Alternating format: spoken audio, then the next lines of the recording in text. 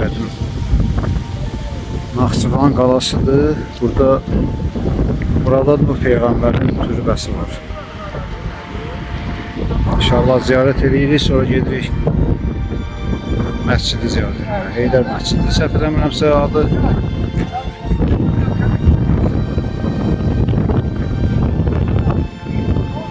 Belə bir yerdir, məkandır.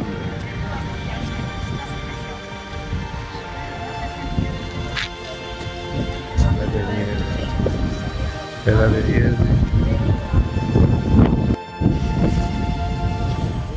Daxil oluruq kompleksə. Naxçıvan qalası.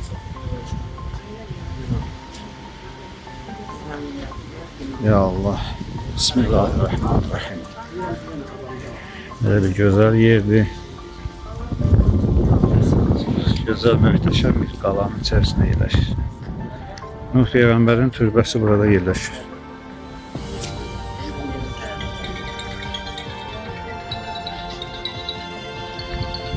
Qədim daşlardır bunlar.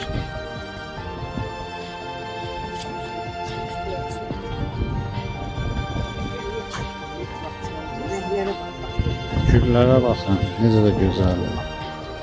Görün nə gözəldir. Yəni iyi yoxdur.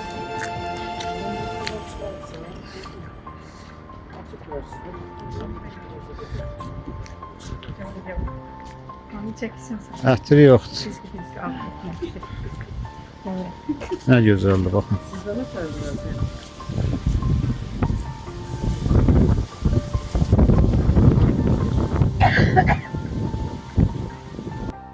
Hə, qalxaq yuxarı. Burada da pilləkən var. Buradan da qalxıb seyr eləmək olar. Bura bir dənə kompleksdir. O günbəz görsənir orada. Deyirlər ki, o Əleyhisselamın qəbri oradadır. Amma ki, bu da bir rəvayətdir.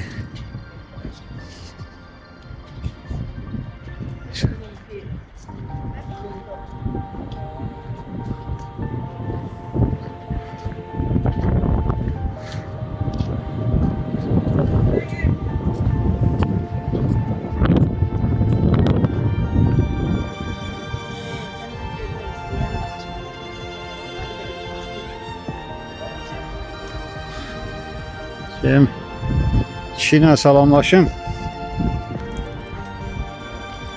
Kişiyle salamlaşaq. Güllərə baxın, nə gözəldir. Selamun aleyküm. Necəsiniz? Nə var, nə yox?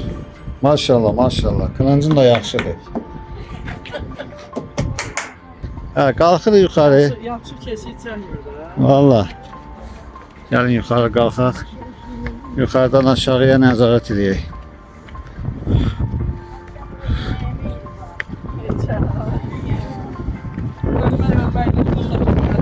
Baxın, buradan nə gözəl görsənir. Maşallah, maşallah. Nə gözəl görsənir. Həqiqətən gözəldir.